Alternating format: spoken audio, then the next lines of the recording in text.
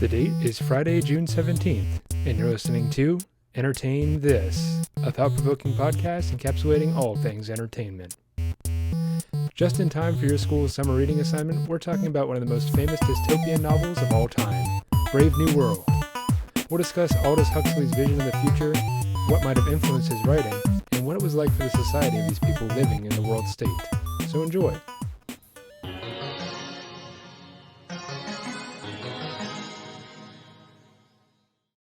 Welcome, ladies and gentlemen, to your favorite show on the internet, encapsulating all things entertainment. You know it, you love it. It's Entertain This. Entertain This. And as always, I'm Alex. I am Michael.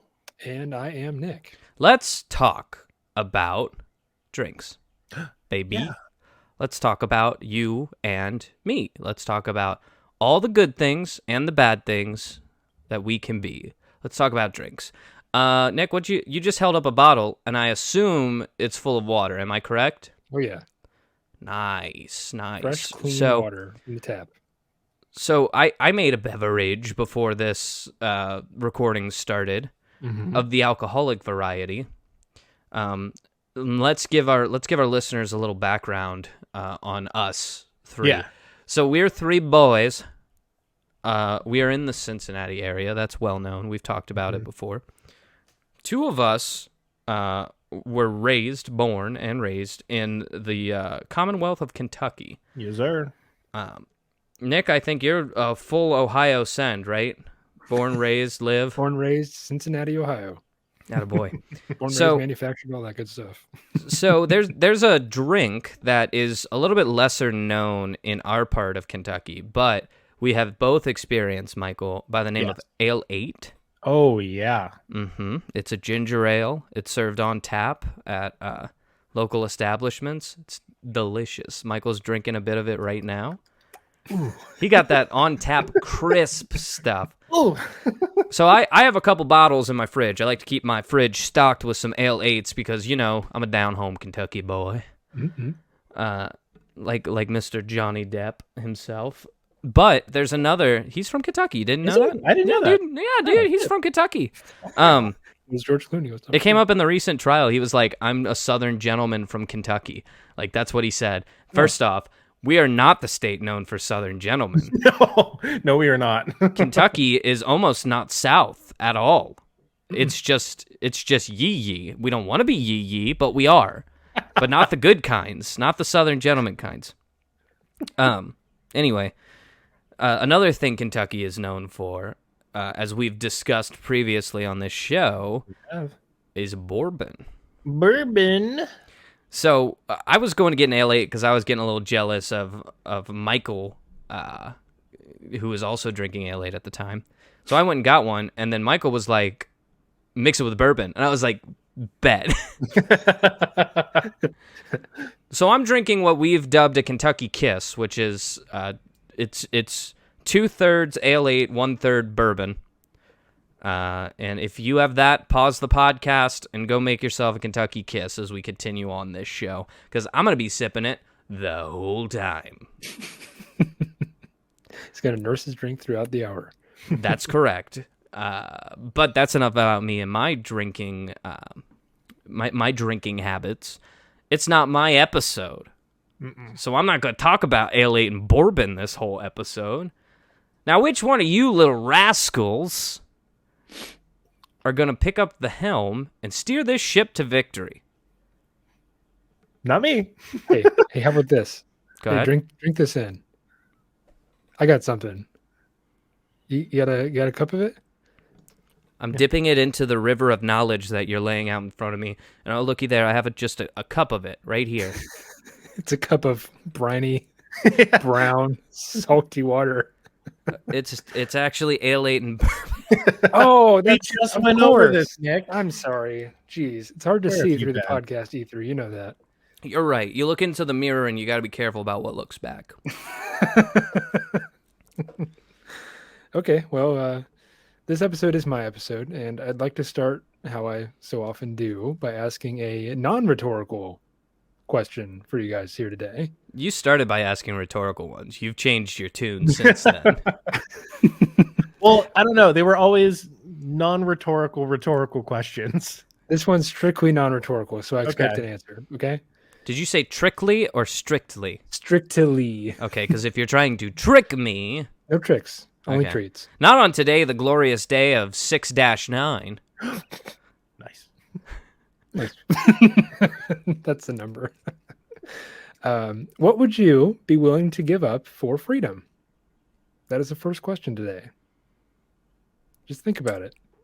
What are my options? What are you willing to give up for a little bit of freedom?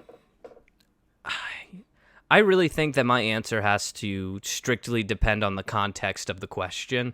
Okay. Because if we're talking like I was kidnapped and I'm in someone's basement and he says, I'm going to let you go, but I want something in return. My answer is going to be a lot different than, hey, you live in a country that isn't technically quote unquote free. What would you give to instead be in a place that was quote unquote free? Because those answers are going to be very different. Okay. Let me ask you this. What would you be willing to, let's say there's some thing out there that you'd be willing to sacrifice freedom to get. So I'm flipping the question on you a little bit. Okay. Oh, okay. So you can take my guns. That's right. You can take my free speech. Yep. You can take my Country music. my right to pay exorbitant amounts of money for healthcare. But you can't take my goddamn rights to drink bourbon and to drink Ale 8. That's the only things I'm not willing to give them. The least yee thing you could say is you can take my guns. Yeah, I know. You can take my guns. Said no one ever in America. But I'd like to kind of frame this in the idea of like how we trade money, how we trade our freedom for money. So that's what we call a job, right? We're trading a little bit of our time and mental health probably for some money. You know, money pays the bills, it pays for food, it pays for the roof over our heads. Yeah. The entire idea of existing in a capitalist society, it's kind of depressing, but corporate slavery. Woo! Woo! Yeah. But it's the entire idea of doing something that I don't want to do in exchange for some money. And you can flip that on its head too. You can pay somebody to do something that you don't want to do for money. So it's a transferable good type of thing. Yeah. Some would argue that we've kind of been giving up our freedom for security since 9/11. For instance, you can't bring over a 3-inch blade onto an airplane for obvious reasons. That's not freedom. That just sucks. What you're trying to do on an airplane is bad. I need this knife for opening cans. No, you don't. I cannot imagine somebody going, you are stepping on my rights as an American by not allowing me to bring this straight up hunting knife onto this plane. Well, so I will say when I was little, I did get in trouble at the airport because I tried to bring on my arts and crafts supplies once, which included some very long, very sharp scissors. I was very much not allowed to bring those, which I learned that day. Mm-hmm. Mm-hmm. Is this before or after 9/11? Because this was after, I think. I forget you guys are older than me sometimes. You're on a list. Because you would have gotten away with that beforehand, but nowadays not so much. Just to give a little context, your boy was 4 when 9/11 happened. I have no idea. I guess I was 7 or 8. Yeah, seven or 8. I grew up in a world post 9/11. Any memories before 9/11 are non-existent to me. It has always been 9/11 for me. Yeah, I still remember I was in science class when we got pulled out. Oof. Yeah, I don't remember where I was when it happened, but I was probably in school for... Oh, yeah. No, it happened in the middle of the day for us. Yeah. Crazy. Yeah, that's Anyways, wild. That's 9/11. We're not talking about 9/11 today. Would have been a lot cooler if we were, because we definitely just threw a giant, giant nail bed down. Let's just swerve out of the way of that. We're not... Okay. I don't want to... Real quick before we do, I saw, you know how like the new thing on Twitter has been like AI generated images? Yeah, I love that. No, these topics cannot be. This cannot be the love it. crossroads that we've walked onto. No, we go cannot ahead. be at the crossroads of 9/11 and AI technology. We All can't do it. All I'll say is I saw some AI generated images for 9/11 gender reveal. It's pretty funny. I don't get it, but I don't want to get it. Basically, the two smokestacks from the towers were pink and blue. Ah, okay. Yeah. Oh God, I don't think we can do the podcast anymore. What do you mean? I don't know. We'll see how it bounces back at us. It's like, We'll here's see. this We'll terrible see how world our event. careers look after this one's released. Here's My this last terrible world episode got event. two listens. We're fine. Don't even worry about it. I'm definitely going to get the lower score for this month. Make a bit out of it. And we do no. keep score, Oh yeah. by the way. Yeah. So far, I have no points, so we're doing pretty good. Yes. Let's Let's veer away from 9/11, huh? not talk about it. It didn't happen, okay, guys? You cannot say that. That's worse. We said we'd never forget. Let's pretend. Okay. What's the derivative with that idea of giving up something to further drive home a point? Think of the idea of giving up a little something of yours for the greater good of society at large. I would do that. Yeah, you would, right? I would too. The astute among you listeners out there would call this altruism or being selfless, which is a pretty cool thing to do. So, for instance, you might wear a mask out in public to prevent the spread of COVID or something like that. You might give your money to charity or donate something of mine. You could wear a mask You could and you be could. and be selfless, or you could refuse to wear a mask for no good reason and be selfish. That's right.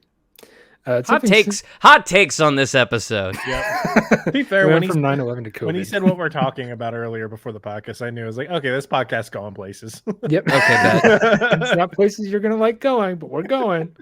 So Here's little innocent me he definitely told me what we're talking about. Yeah, I was unfamiliar. I was like, well, guess we're walking into this one blind. yeah. Yeah, I heard it and I was like, yeah, okay, this is going to be a Nick episode. Yep. Okay, let's hit it. We're going places. But it can even be something as giving up a little bit of your time to hold open the door for somebody who's maybe walking behind you. So, little things that we can do to make somebody's life a little bit easier. But I'd like to close out this cursory discussion with a rhetorical question that I'd like you to keep in the back of your head from here on out. Would you be willing to trade your freedom for happiness? Consider the growing amount of authoritarian sentiments in the world today. You can look at these people that are leading the charge. They promise things like security, happiness, and peace. But when you look a little deeper at how they're going to get to those things, it's downright dystopian. And while we're on the topic of dystopianism, you listeners know that I love dystopian settings and entertainment. Let's go ahead and perhaps talk about the godfather of all dystopian novels, Brave New World. And that is what I'd like to talk about on this podcast with you guys today. So let me start by asking, what do you guys know about Brave New World? And were you ever assigned to read it in high school? Was not assigned to read it in high school. Read it on my own free time and will because my grandpa was like, you need to be educated and you need to read this so you know what's going on in this world. Brave New World or 1984? Because they're close. I read 1984. Both? Most people have read 1984. I read that on my own volition back in high school because, cringy libertarian me thought it would be cool to read 1984. Closest I ever got to any of these books for like school reading was like Fahrenheit 451. Yep. Mm-hmm. Yeah.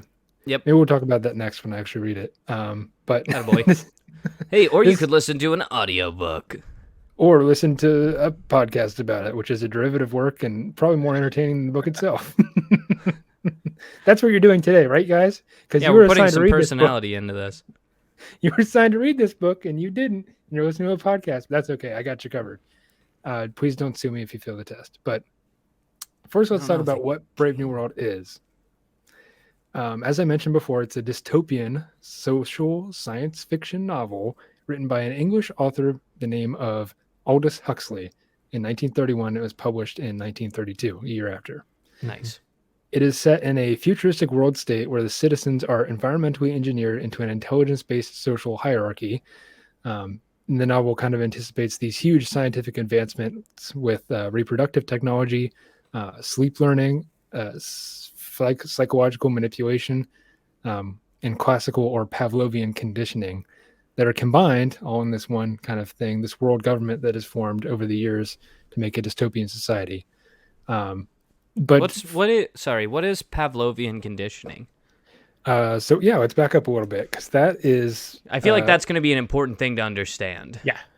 I wouldn't say it's a central theme, but it's a means to an end, pretty much. So you have a society of people that are conditioned through this Pavlovian or classical conditioning. So what that is when you so there's a great example of this when somebody, I forget which show it is. It's a TV show. Somebody rings a bell and then gives the person next to them in the cubicle a piece of gum. No, you're talking about The Office. That's The Office, yeah. Yeah. Yeah, So it's like the whole thing where it's anytime that Jim gets an email, isn't it? Gets an email, or I think restarts his computer. That's it. Yeah. Restarts his computer is the correct. Rings a bell and he gives Dwight a piece of gum. He gives Dwight a Okay, so it's positive stimulation per desired effect. Yeah, it's basically training someone or something to learn that due to one side effect, either joy or pain will come from that. And so they start associating the side effect with that feeling. Gotcha. Yeah. It can be negative or positive in a lot of cases. So I ring a bell and I give you gum. I ring a bell and I give you gum. I ring a bell. Now you're expecting gum. So you see how that works? You're expecting gum. So you're excited. So this society is basically controlled by these Pavlovian conditionings. Among other things, yes. And that's driven it to dystopian. To their point of view, it's utopian because they've done away with because here's the hot and spicy is you cannot have a dystopia without it being somebody's utopia. Yes, that's the real issue. Like even in Planet of the Apes, it was a dystopian society, but to those apes, that was utopia. It was great. That's the issue with dystopia is that it's always someone's utopia because someone caused it to be that way. Yeah, you take, for instance, like Andrew Ryan's Rapture in the BioShock series of games. Like, that's his utopia. He's having a great time, but for everyone else, not so much. Exactly.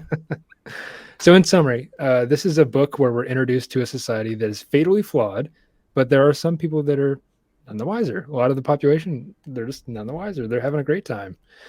But possibly one of the worst forms of dystopia out there is when people are unaware of their surroundings. They're unaware of the dystopian crumble that's around them. But let's actually define the word of dystopia. It actually comes from two ancient Greek words that combine literally to mean bad place.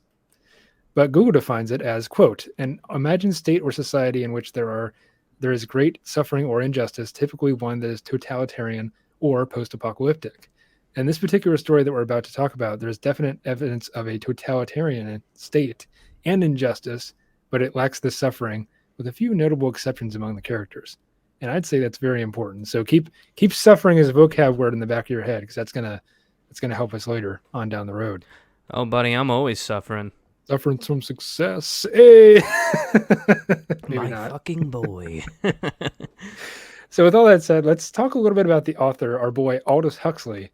Yes, I feel please. it's necessary to talk about who wrote the story, because that will better inform you to the key points that he's trying to drive home through writing this.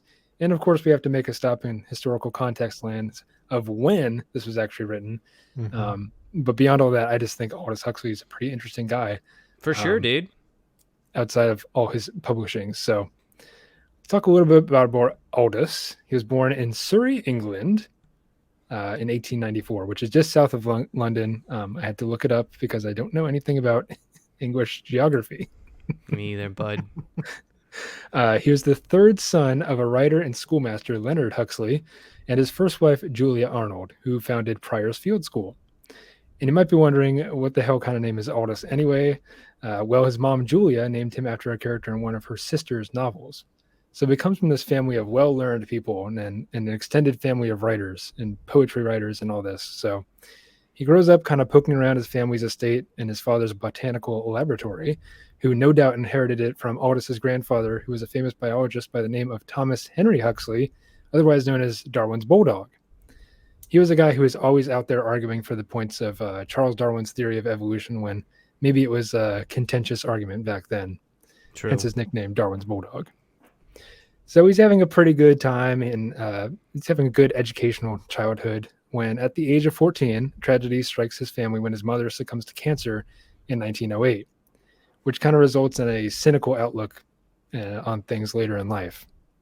But that's not all that happens to our boy Aldous. In 1911, at the age of 17, he contracted this eye disease called keratitis punctata.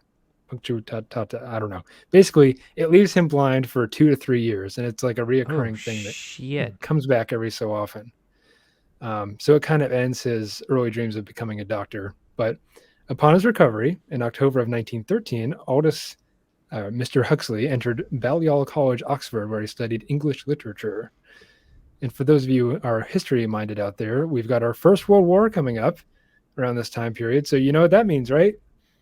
We got to talk about it. We won't really talk about the First World War. It's time for a war. Wow.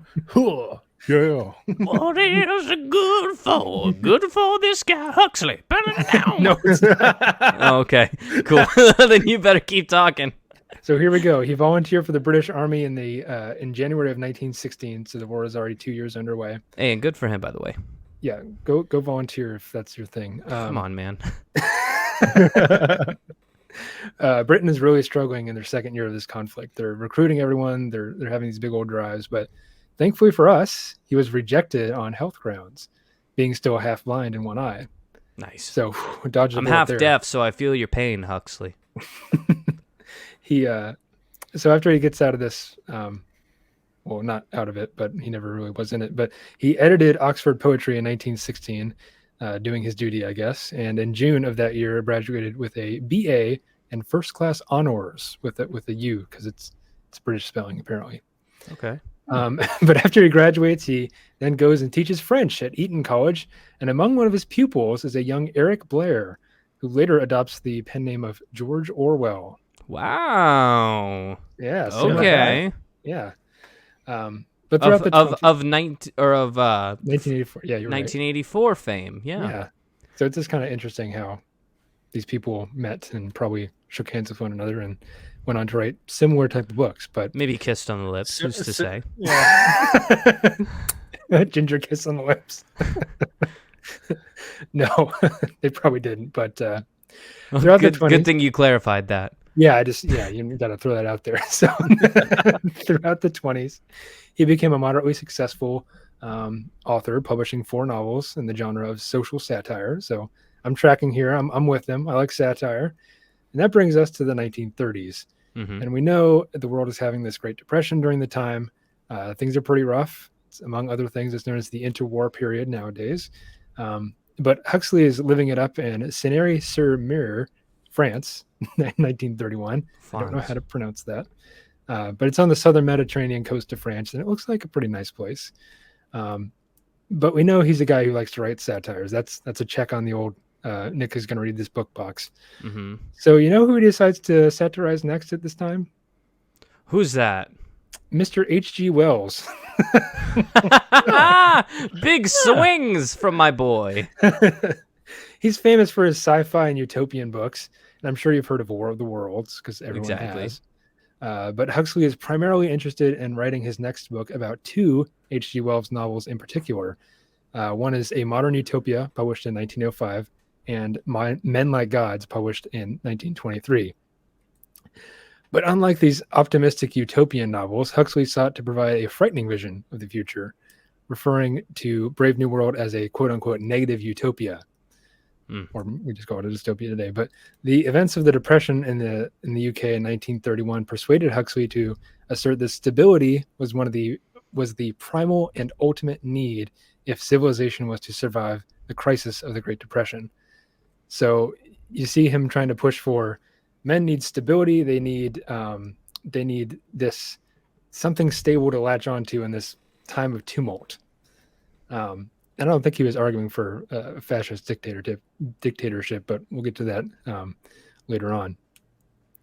Huxley used the setting and the characters of this science fiction novel to express widely felt anxieties that were popular in the world today, particularly the fear of losing your individual identity in a fast-paced world of the future. Yeah, it's a mouthful. So if he was ahead of his time. Yeah. It's interesting how, there's echoes of history throughout modern day living, I guess. But Hey, what do we like to say on this show is that history history, doesn't repeat itself. no, it doesn't. But It it often rhymes. Yeah. We got to flip back the pages in history to the 1920s, not the 2020s. I have to remind myself that we're living in the future nowadays. But we see that it was called the Roaring Twenties for a reason, right? Because of all the lions. Mm-hmm. No. They're running rampant all over the place. Yeah, no, there was mechanization, there was factories, there was assembly lines, everything was moving faster and faster and faster. The pace of life was really picking up at this time. And I think the people were moving faster too, quite literally, with the automobile, racing around, living the Great Gatsby lifestyle. But you have things Drowning like in radio pools and such. Mm-hmm. You have like radio and film, and it kind of lures the masses of people into this modern age of living that we enjoy today. Is this when War of the Worlds happened? When they put the radio broadcast of War of the Worlds up? I think that was, it could have been. And it made people go like absolutely wild. I think it could have been, actually. You have to look that up for me and tell me. Will do. But Huxley saw this happening in the 20s, and he's just like, I wonder what would happen if we continued on this path. If we hit fast forward and imagine a future as it's played out in the year 2540, so 2540. So let's get into it. You want to just go talk about the plot? Because we can do that. Let's talk about the plot. Let's first, because we haven't reached that year yet. Like in George Orwell's 1984, we've passed that. Yes. Yeah. And it hasn't happened so far. And guess what? We're good. But let's just, the three of us, talk about what we think 2,500 and so is going to be like, huh? Flying cars. No. I'll say the easy one. Jetpacks. Like we all think it, right? Yeah. Like jetpacks have got to be around by then. Jetpacks. Here's the real question flying cars. Is humanity around then? Oh, that's a tough one. Yeah, that is hard to say. Yeah. If they I think are, yeah. I think if they are, we got to have teleportation at that point. Teleportation freaks me out, and I'll tell you why. Because the only way that it's scientifically possible, even in the theoretical basis, is complete deatomization and reassembly of atoms afterwards. And that leads to the question of, once you teleport, is it still you? And then we're getting into like the ship of what's the name? Yes, where it's like if you replace all the parts on the boat, is it the same boat? Wild stuff. So teleportation is scary. Teleportation, check. What else? We'll be living on Mars, probably. We'll have a colony up there, probably on the moon too. That's probably going to happen in the next 100 years, if I'm being honest. I sure hope so. I'm tired of this planet. No. Time to move on. A little weird, but all right. No, I think it'd be cool. Like take a little vacation on the moon just because you can. That'd be pretty cool. For sure. Yeah, but I don't know. Humanity's probably going to be a multi-planetary species. I don't know if we'll still be living on Earth, and the people that are left on Earth will probably be poor, few and far between, and probably poor. Yeah, and probably poor. Inflation today, am I right? Wild. Everyone's poor. Let's talk about this brave new world, Nick. Okay. So it's a book. We all know this. Yeah. The novel opens in the world state city of London in AF 632. Okay. So you might be wondering what's AF as fuck? Like fuck. What? No, that's not it. It's after Ford. Automotives. So yes. Hint. Henry Ford is a big deal in this society. So yeah. Let's throw that out. Citizens are engineered through artificial wombs and childhood indoctrination programs into predetermined classes based on their intelligence and labor. So you have... Is it bad that I don't hate that method? What? I don't hate that. It's a good idea, right? Basically, instead of moms bearing babies... I'm not so concerned about the whole parental figure thing. Okay. What I'm saying is, instead of your fate being determined by the family you're born into, it is determined strictly by the qualities that you display, your intelligence, how hard you work. That determines your class. So that's not what happens here. You just said that it was predetermined classes based on intelligence and labor. But it's based on your they do all these things to you within the actual embryonic stage. They make you smarter. Yeah. They make you smarter and or dumber. Yeah, they decide. So they make you whatever class they want. Yeah. Shit. It'd be nice, right? No, it wouldn't. That sucks.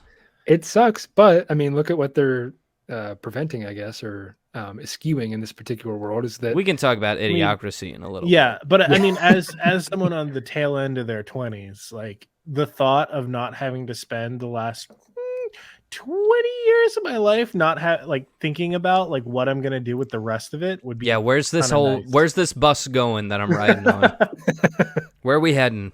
So basically, you have the 4 or 5 major classes. There's the alphas, right? Alphas are pretty good. To be fair, this was at a time when like the whole alpha ideology was something that was like kind of based in science. Like, fine. Well, it was not based in science. It was based off of observations by one dude who didn't know what he was talking about. Yeah. This is before Nazi Germany and all that, but we're just talking about this particular caste system in here. So this is a book. It's all fictional, but you have the alphas who are genetically engineered to be the best and brightest. Fine. And then you have betas, which are a step below that. Sucks, but whatever. Yeah, below that, go through the Greek alphabet here. There's gamma. Delta. Deltas are kind of like the second to lowest. They're doing like menial tasks. But they are the best pilots. Maybe. I think some of them are pilots. That's funny. But they've been tampered with in the womb, the artificial womb that they've been created in. Gotcha. So they're below average intelligence. And then later on, after they're, I guess, born, they're conditioned to not like certain things and like certain things. So, it's this process that they use. It's an assembly line of people. That's how it's referred to.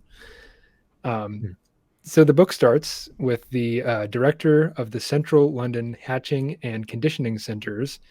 He's walking around here. He's showing a group of alphas around the hatcheries. And this serves as kind of your introduction to the world that Aldous Huxley has made for you. Okay. The book describes these vials of embryos being rolled along a conveyor belt at a very precise speed. And you have this idea that, women don't have to carry babies anymore. And it's great. That's dope. That's great. Less human suffering. We're all for it. But they're rolling off these things that, like assembly lines, like Model Ts, perhaps. He proclaims that they're quite proud of how they can produce 96 identical copies of just one fertilized egg. The director also shows how they condition babies to like and dislike certain things via our old friend Pavlovian conditioning. There it is. Yep. So it's classical conditioning. It works really well with lab rats and dogs and stuff like that. But in this case, it works with babies too. The director shows the group and you, the reader, this room in which Delta babies are being conditioned to hate books and flowers via a small electric shock administered through the floors. So they're introduced to these books, these flowers, and then they get zapped. Like, ooh, and they start crying. And it's very bad. These are Delta babies. So what you can start to think of is that they're pretty innocuous things, right? There's books and flowers. Well, what could they mean? But because the books represent knowledge and the flowers represent nature, meaning these babies will be dumb and they will hate going outside. They want to avoid all knowledge. They want to avoid all books. And they don't like nature and they don't like flowers because every time they saw the flower as a baby, they got zapped. So they're conditioned to stay inside, work at their jobs, and perform menial tasks in factories. So that's what Deltas do. They work. Sucks. It sucks, but somebody's got to sweep the floors and after all that. Can I be the first in this podcast episode to say, fuck you, Henry Ford? I don't know if Henry Ford's an interesting character. Let's not. Yeah. He invented the assembly line. Did good things, did bad things. Just like everyone else in history, I guess. Yeah. You have to weigh those things on a scale, I suppose, but to see whether you like him or not. But go read his biography because he's an interesting character. After this, we are introduced to Mustafa Mond, who is one of 10 world controllers. So there's only 10 people controlling the entire world at this point. It's kind of insane. But anyways, not a he's lot the of big people. cheese.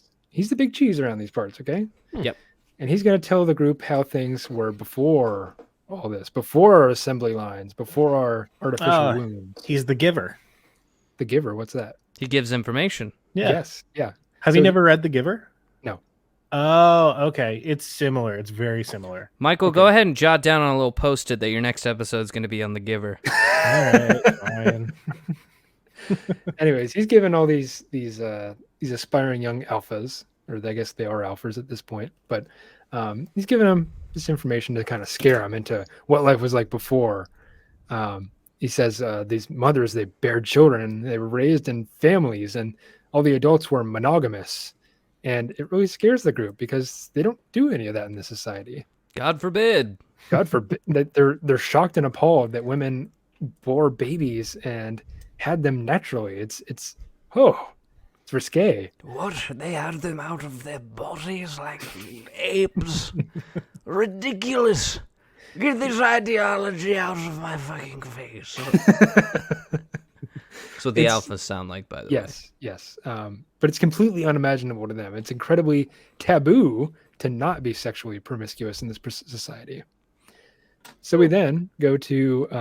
hold on. That's actually wild. Isn't it? Yeah. Yeah, that's a little crazy. Especially, when was this written? 1931. Yeah, like for the time especially. Especially for the time. Yeah. If this were written in the 70s, I'd be like, okay, free love, I get it. Or 60s even. But that's a little wild. Yeah, I don't know where he's getting all these ideas. It's kind of an interesting thing to put in a book. Well, I guess the entire basis is like flood the people of the world with good feelings so they don't question anything. Yes. So that is a key thing. Here's the hot and spicy too, is that our boy Henry was writing a dystopian fiction. So what did he consider to be dystopian is just a bunch of people doing it with whoever and whenever they want. He's like, that sucks.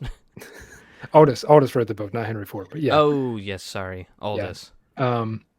So yeah, it's like he's kind of pushing for monogamy, I guess, in an interesting way.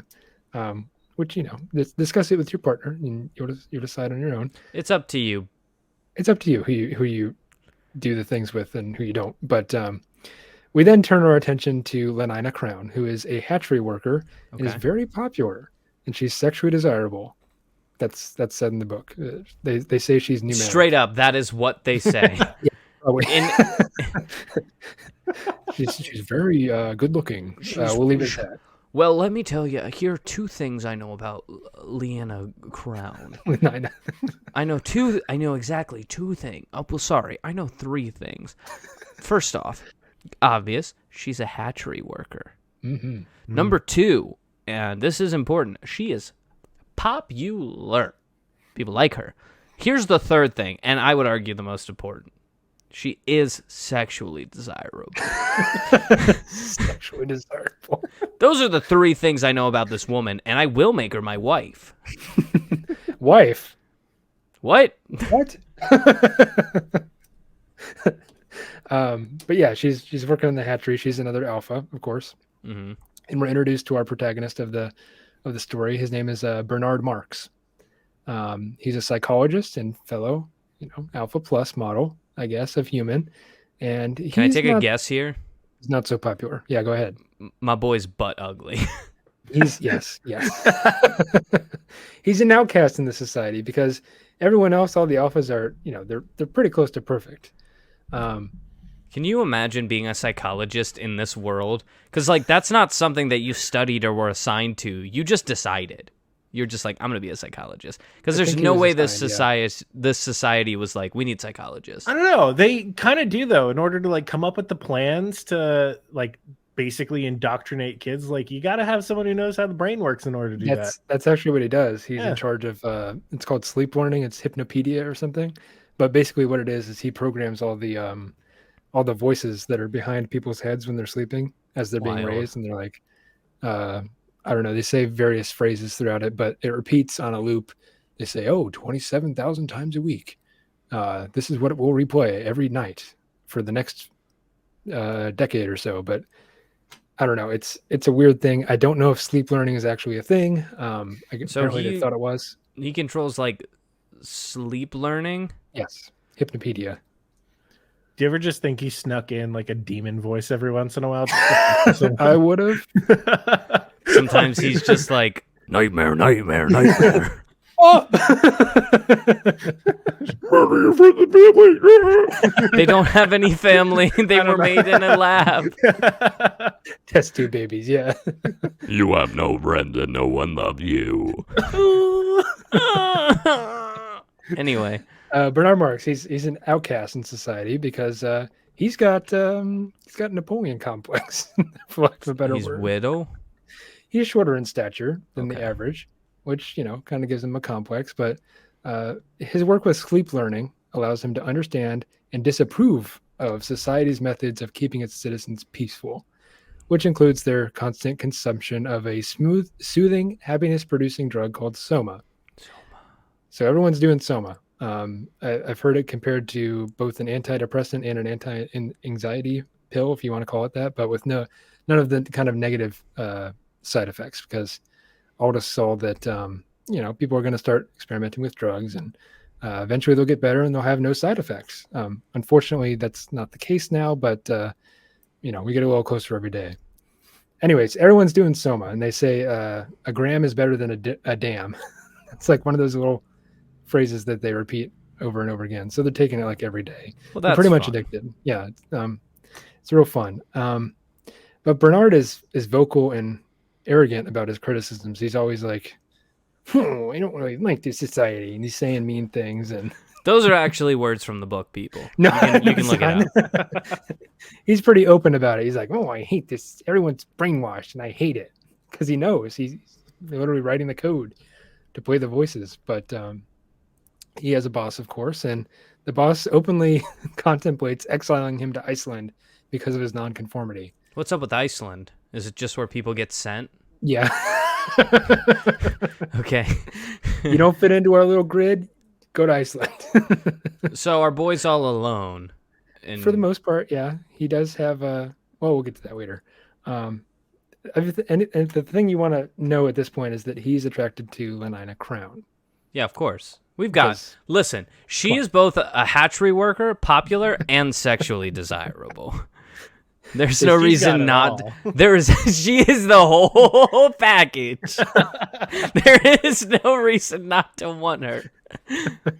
That's the thing. Like everyone, there's another like phrase that's repeated over and over again. And everyone belongs to I'm gonna everyone get else. that Lenona crown. No. That's the phrase uttered by everyone out of the hatchery. No. By this time, everyone's probably done the deed with her at this point, because everyone belongs to everyone else, and you can sleep freely with everyone else. Cool. That's just what they say. Okay, I'm not for or against it, but Speak your mind, bud. Where do you stand? What are you trying to say here? I'm trying to say is that monogamy is pretty cool. You're engaged now, so you're contractually obligated. Contractually, yes. Okay, so he's attracted to Lenina. We know this, but he's kind of bothered by the fact that she acts just like everyone else. Because everyone acts like everyone else except for Yeah, him. yeah. Like, what a fucking asshole. But regardless, he's planning to take a night out in the town with her. You know what I'm saying? So he's like, "Hey, how about we take a little? They call it a holiday because they're from England, right? But it's a vacation basically. They're planning on going to a trip to a savage reservation in New Mexico, the next evening. So tomorrow evening. Where does this story take place? Because London. it's not Iceland and it's New not London. New Mexico. It's London. Takes place Okay. in New London. Oh, But they New plan London, I'm on- sorry. They plan on going to America, to New Mexico. Yeah. Yep. Okay. They gonna have take like a rocket holiday. planes or something. I don't know. They're going to take a holiday outside the world state Yes. to a savage reservation in New Mexico. Yes. Okay. Because that's what Bernard wants to do, and he's taking Lenina on a little date. And he does what he wants, does what he including Lenina. Nice. So he hopes. Happy 6-9, everybody. Yeah. Love is in the air. But savages. I just remembered there was a video game that was released a few years ago that is like built entirely off of the same concept. Hate of Brave that. New World. It's called We Happy Few. Oh, yes. yeah. Yes. That would be a great follow-up for this episode. Yeah, I'm gonna write that one down on that post-it note you have, Mike. Yeah. He's got 2 episodes coming down the pipeline now. Anyway, progress. That's really cool. Yeah, I'm gonna have to look at that up. Okay, so they're in New Mexico. Yes, the Savages, of course, in this particular name. Okay. They are a reference to people that are outside of this global government society that everyone else lives in. There's kind of reference to, say, the native peoples of America, maybe just a little bit. Hate that. But Bernard's one of his only friends, one of his only close friends that he can really confide in, is a guy named Helmholtz Watson. Sure. And he's a gifted writer who finds it difficult to use his talents creatively in their pain-free society. So yeah, he feels there's, he wants to express himself, but he's just not sure how to do it. Without the ability to cause discomfort in society, art is a challenging thing to make. Exactly. I would say. Yeah. He wants to express this thing inside of him, but he's just not sure how to do it. Because if he does it, then maybe his script for whatever he's writing doesn't go through. Maybe they don't approve it. God forbid it offends someone and he end up in Iceland. Yeah. Anyways, Bernard and Helmholtz, they kind of bond in this kind of social outcasts, brooding teenage way. But they think they're also smart, in typical cringy high school ways. Because doesn't every man just think he's the smartest fucking person on the planet? Pretty much. Everyone with a main character syndrome, at least. Yes. Mm-hmm. Bernard is one of these main characters. Because he is, obviously. Because he obviously is. Yeah, I mean, come on. But that night, Bernard goes to something called a solidarity service, which is pretty much like church for this society. They all partake in Soma, so they're taking drugs, which allows them to feel as More if churches should be like this. Giving out drugs. Maybe it'd actually go, who knows?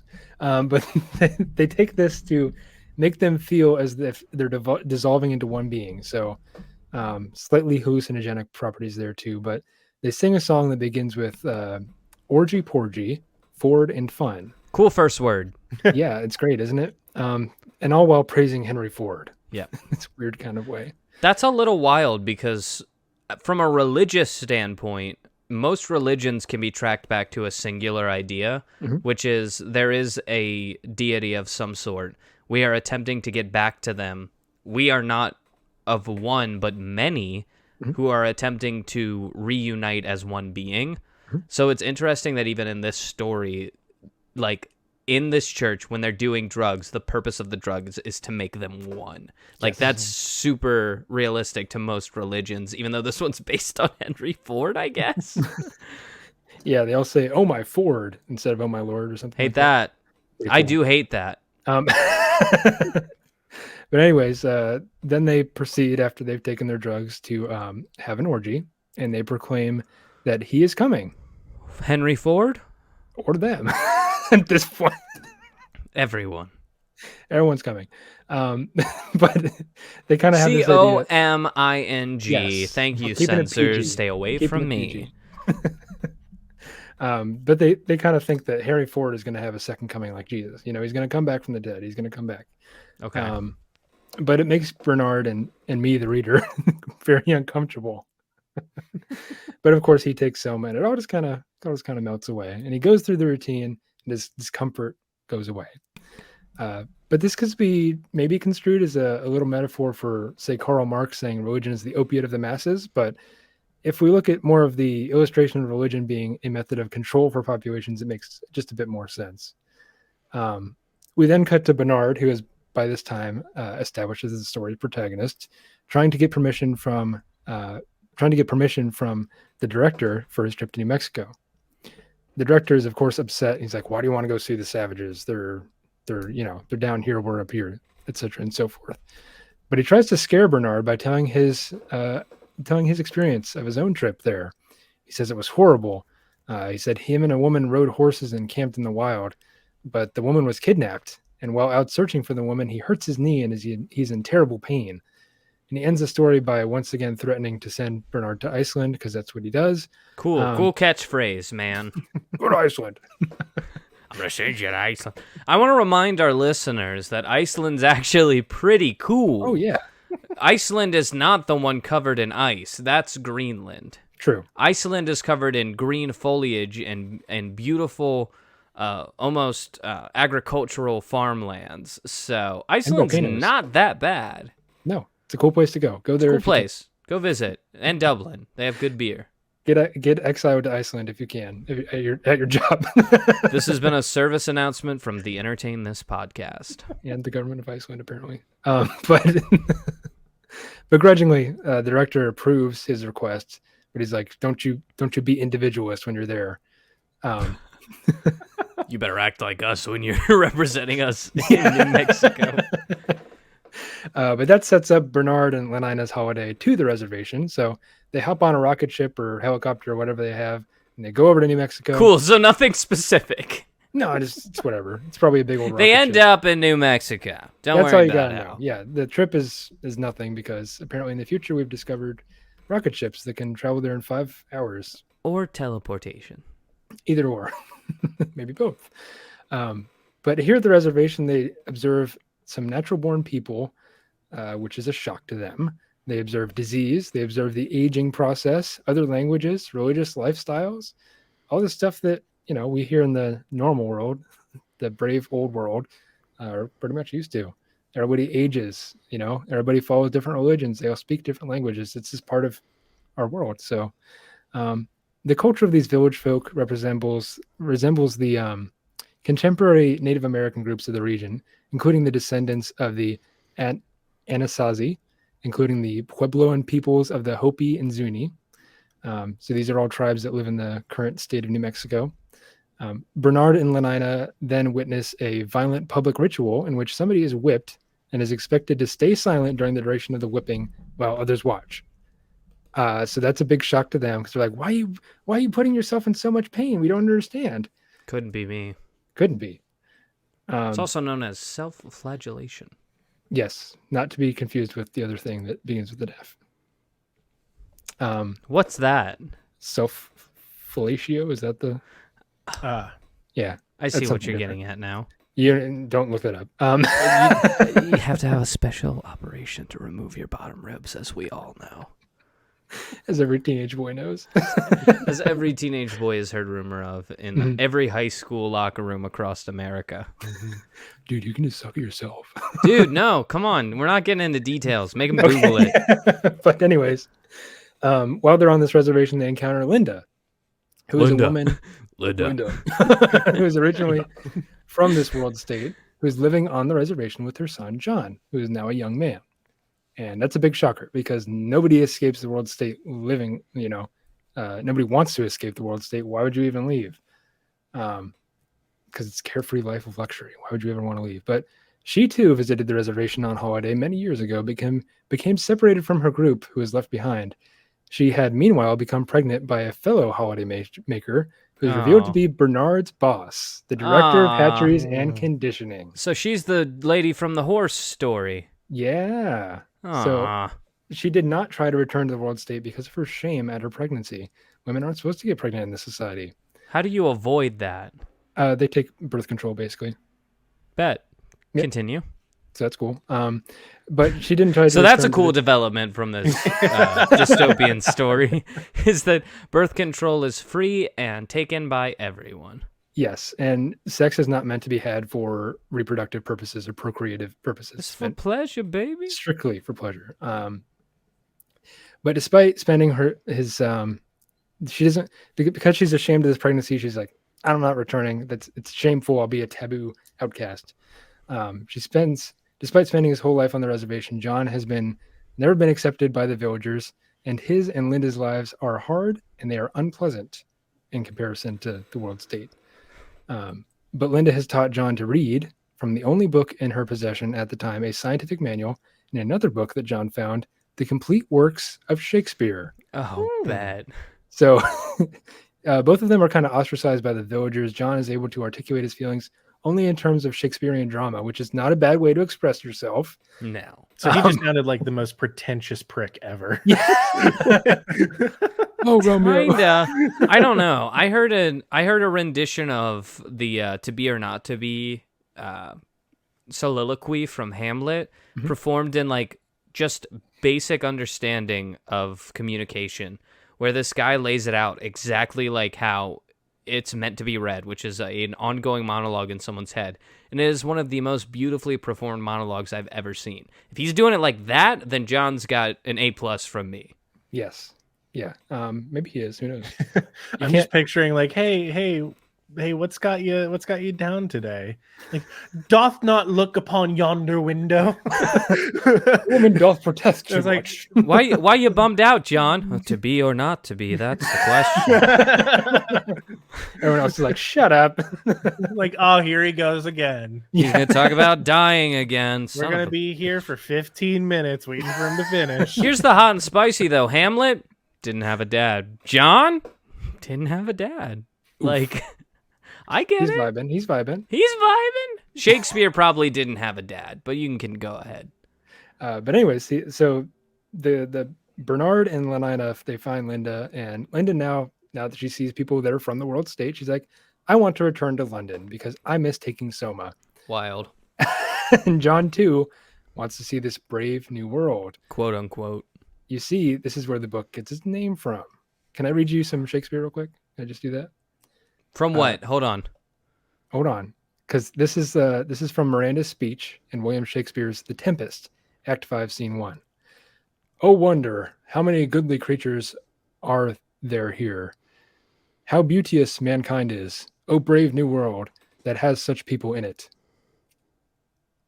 So, ringing any bells here? That's the title of the book. So Shakespeare's use of this phrase is intended ironically. What play is that from?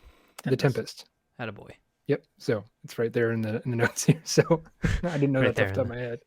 You don't have to admit to that. You can just pretend you knew. Oh yeah, I knew that right up. Yeah. Okay, cool. Let's keep going. But as an interesting fun fact and a entertainment throwback for you dedicated listeners out there, the French edition of this book is entitled and translated "Le Milieu des Mondes," the best of all worlds.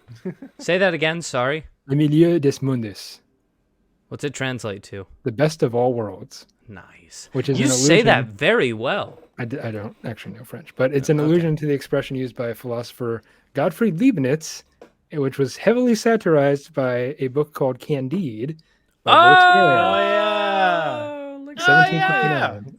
Nice. Nice, Nick. Yeah, Throw back to your other episode. that Big was bet. completely not done on purpose. But Yeah, sure it wasn't. That's fine. Get those views up. Bernard sees this opportunity to thwart the plans to exile him because he's like, I don't want to go to Iceland. I don't want to go. But he gets permission to take Linda and John back to the Brave New World. And he meets the director. John meets the director and he says, oh, you're my father. Uh-oh, that's Shit, a vulgarity, which causes a roar of laughter, and the humiliated director resigns in shame. This is wild. So he can, so therefore he can't follow through with exiling Bernard. So you're thinking, all right, cool, that's the end of the book, right? Happy ending? Wrong. Bernard is now the custodian of the savage, otherwise known as John, and he's treated as a celebrity because he takes them around to parties and shows off this savage lifestyle that they're enjoying. Meanwhile, Linda goes to just take Soma until she dies, which is kind of a sad thing. But That's that's actually a throwback to Othello. Yeah. In which, Hamlet. The reason I got confused was because it's Ophelia. Othello, Ophelia, you can kind of see the confusion. Gotcha. Ophelia, after the death of her father, goes completely mad. Some argue that poppies were involved, which of course is a drug. Opium, Opium, correct. Thank you. She goes completely mad after the death of her father and is basically written out of the story to say she went off, got high, and died. Oh, no. It's a tragedy. It is. But anyways, here's the cool thing here. Lenina and John are physically attracted to each other. Uh-oh. Yeah! Yeah! Let's go, John! John doesn't get the girl, of course. Oh. Yeah, because he has these kind of traditional Western views of... Because he's a short king, baby. No. He has these views on, what a matrimonious relationship should be, and he's kind of he's just like, ew, Lanina does all that. He's freewheeling attitude towards sex. Like, what the hell? Promiscuous? Hashtag no free love. No, he's against that because he was raised in this kind of society that's against all that. So she tries to seduce him rather forcefully, and John ends up attacking her. And then she's forced out. He's like, get the hell out of here. Get out. Go to Iceland. Yeah, that's what he says. Does he really? No, I'm kidding. Oh, okay. But meanwhile, after all this happens, there's more misfortune that happens to John because his mother, Linda, is pretty much almost dead. He rushes to Linda's bedside, causing a scandal because this is not the correct attitude towards death. And there's some children who enter the ward. They're Delta children who are they're learning their death conditioning. They learn that people go to this place, they take a lot of Soma, and they die. Hell of a way to go. But John gets angry. He's like, get out of here. This is my mother, and he physically assaults one of them.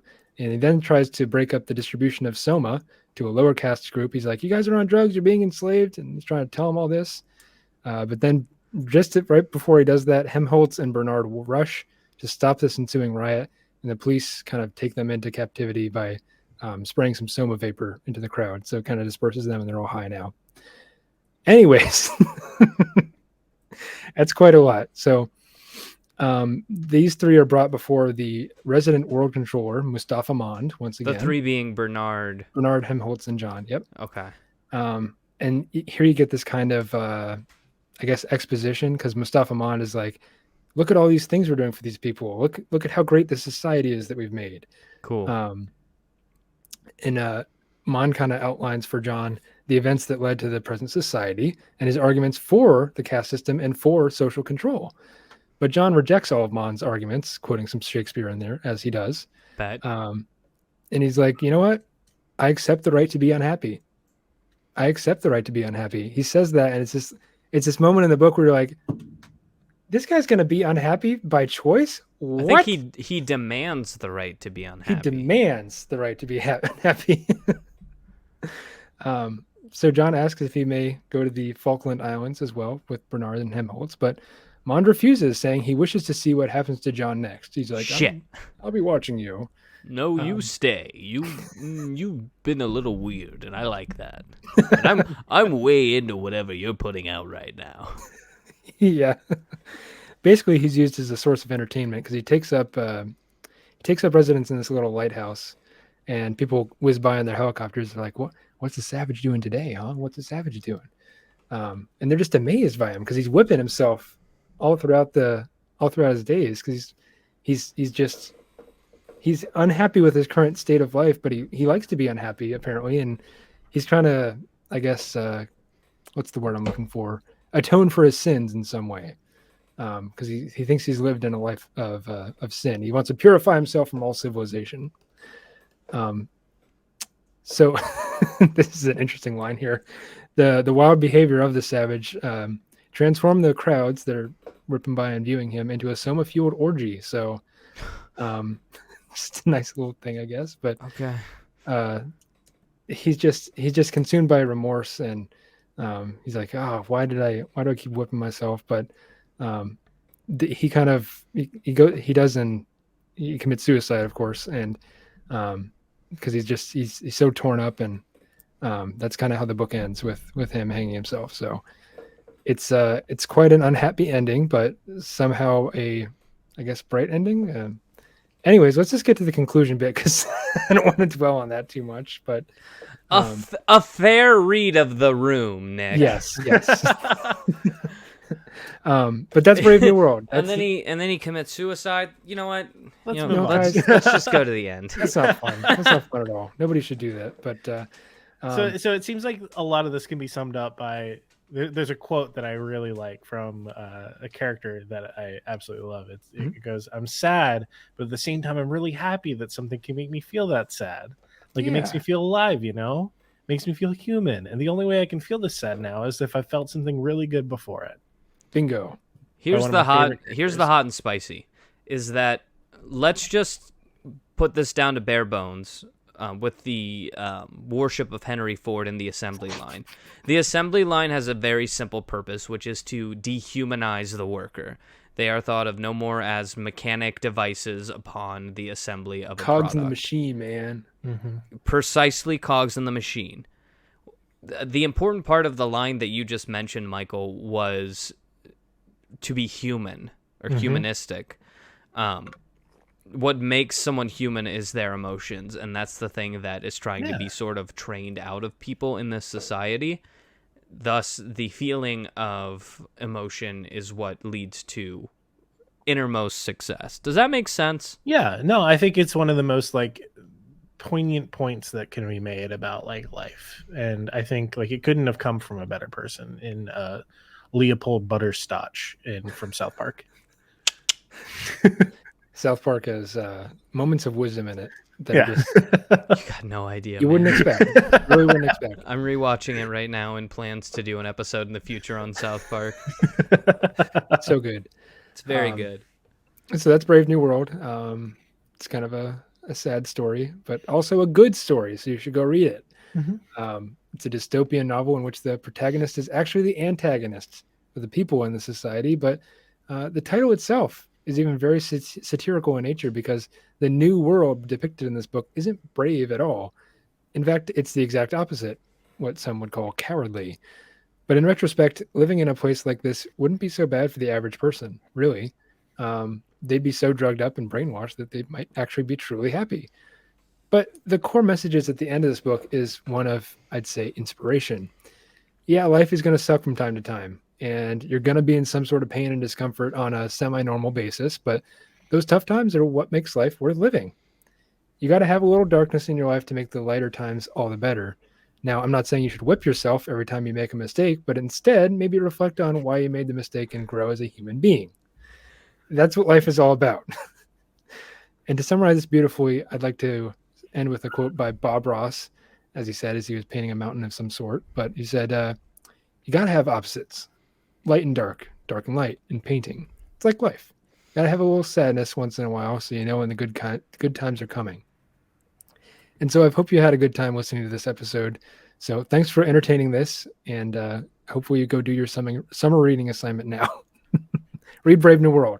God bless. When we get back, I've got Ford a quick bless. this for you. What'd you say? Sorry? Ford bless. Ford bless. May the Ford bless you.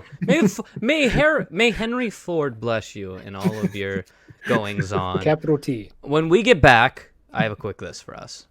Be right back. And we're back. Your boy is 2 Kentucky kisses in. Oh boy. What's up with that Hammer. face? I don't know. Okay. But I want to talk about a world. Can I talk about a world? You talked about a Brave New World. Yep. I'd like to talk about a world. Go Somebody ahead. pull up a timer, because I got a you. quick this that's going to knock you off your feet. I hope it's about Tell me when you're ready. World War. Go.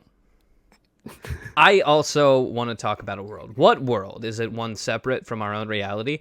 Actually, no. I want to talk about our world. More importantly, I want to talk about a boy who meets our world, or a little TV show from the 90s called Boy Meets World. Okay. So what is Boy Meets World? Well, that's an excellent question. Let's start by where it started, which was back on September 24th, 1993. Boy Meets World aired on ABC, as some of you may know, is a channel owned by Disney, actually. This is, ABC was kind of the direction of their more adult content, or family-oriented content, I should say. Stuff that was aimed towards both kids and adults. Now, what was Boy Meets World? I would answer that by saying any health class you've ever been in, Boy Meets World is a great example of how to take those lessons and put them into practice. The basic premise of Boy Meets World was this. There's a boy named Corey Matthews.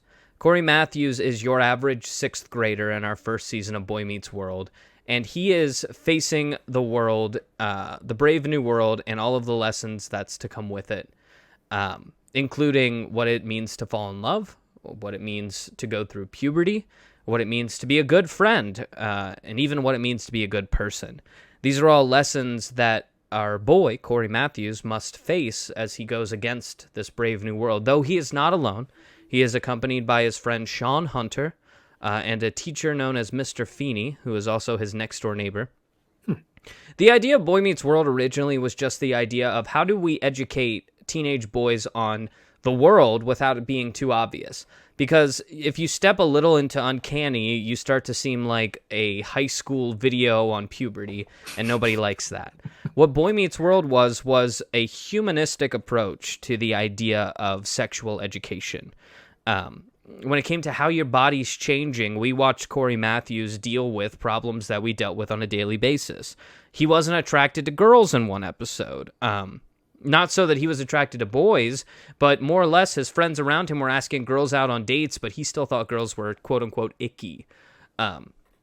So we go through Corey's pressure to ask a girl out, even though he doesn't like her, so that he can keep up with his friends. Things like that. And as we move on, we follow Corey all the way through high school and eventually to college as we watch him fall in love with a classmate named Topanga Lawrence, and the number of things that go into being in a relationship. So Corey Matthews is what we all were at that age, a confused boy entering a world that he did not know much about. Starting in 6th grade and not ending until they graduate college and start a family. This is really the story of Corey, Topanga, and Sean as they deal with some difficult things in life, much like many 90s live-action TV shows. The characters in this show dealt with serious topics. Like, at one point, Sean's father abandons him. His mom, as what seems like a joke in the moment, drives off in their mobile home. He says, that's the problem with a home that's mobile, is that it can go places. And then his dad goes to hunt down their mom, leaving Sean basically alone. Sean is then taken care of by one of their teachers, who eventually becomes Sean's guardian. But all the while, Sean is dealing with the trauma that comes with feeling unwanted by your parents. Corey, though in a stable home, has an older brother who is constantly causing problems for him and giving him bad advice. His name is Eric. And he has to deal with trying to suss his way through the world, even though he's getting this bad advice. And at the same time, he's dealing with the same problems his best friend is dealing with. Topanga is taking kind of the female role in growing up, being the one dealing with all of the things going on in puberty for girls, showing a great example of that. They, fall in love, Topanga and Corey, and we see their relationship blossom. And what's really cool is, though Topanga wasn't a main focus in Boy Meets World, which was mostly targeted towards teenage boys and getting them through the many different reactions to puberty, there was a follow-up or a sequel series called Girl Meets World that discussed more interestingly the problems that women experience while going through puberty, with a pretty similar setup, including a female best friend akin to Sean Hunter. So you should go check that out. It's on Disney+. Even if you're grown, I think there's things about the human experience we can learn from Boy Meets World, so you should go and watch it. And that's my 5 minutes. Boom! Very nice. Did you guys ever watch Boy Meets World? Nope. No, I didn't. It's on Disney+. If you haven't watched it, it's like part nostalgia trip for me, but also just so well written. Like, these characters really get put through the ringer when it comes to development and the lessons that they learn. I have not seen writing like this since this show. It is something that if you have free time, you should go and watch. There are 8 seasons of Boy Meets World. I don't know how many seasons of Girl Meets World there is, but you should go and check it out. Sweet. I think that's all we got this week, boys. I have a Kentucky Kiss to finish, and I'm afraid by the time this glass is empty, I will be completely inaudible. So I gotta do the fast part of the podcast right now. But go ahead and stall while I take one last little sippy of this Kentucky Kiss. Stall, go. Michael, how's it going? Pretty good. That's cool. If there is anything in the realm of entertainment that you want to see us cover, there are a couple ways that you can send us suggestions. Number one, the easiest is to go to our website, www.entertainthis.net /ET-podcast. Scroll all the way to the bottom. There's a little questionnaire there that you can fill out, get sent straight to us. Or you can just email us. Our email is entertainthispodcast@gmail.com. You also find us on Twitter. We are entertain_this. On Instagram, we are entertain this podcast. And on Facebook, we are podcast.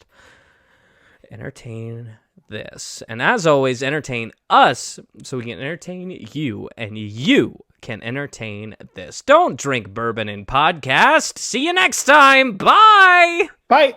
Bye. Somebody say something. I forgot to pull up the video. Hey, Michael, how's it going? It's pretty good. That bit is dead.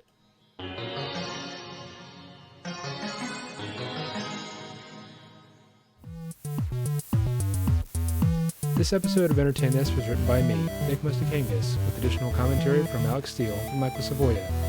Our showrunner and resident fact-checker was Chloe Price. Our theme music is Rush Bubble by Aaron Spencer, with interstitial music by DJW. Tune in every Friday for new episodes, and thanks for listening.